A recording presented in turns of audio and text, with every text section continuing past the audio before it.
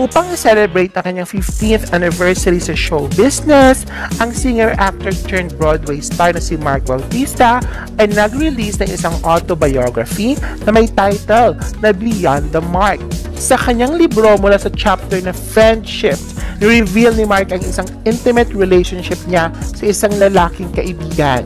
Ayon sa mga ulat, ang 34-year-old actor ay sinulat ang tungkol sa kanyang guy friend kung saan nagkaroon siya ng bromance. Ang relationship daw ni Mark at ng kanyang guy friend ay napaka-complicated. 2 beses daw silang nadala at may nangyari sa kanila. Pagkatapos silang gawin ito the second time, gumawa sila ng kasunduan na hindi na nila ito gagawin pang muli. Simula noon, sinulat ni Mark ng kanyang kaibigan ay nagkaroon ng relasyon sa isang prominenteng babae.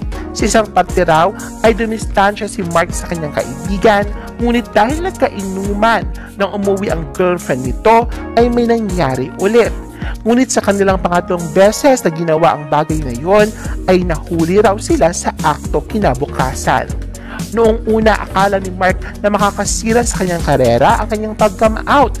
Ngunit lucky for Mark ay mas gumanda pa ang kanyang karera lalo na noong 2018. In fact, sa kanyang pag-amin bilang bisexual, nagkaroon pa siya ng maraming proyekto at lumaki pa ang kanyang fan base.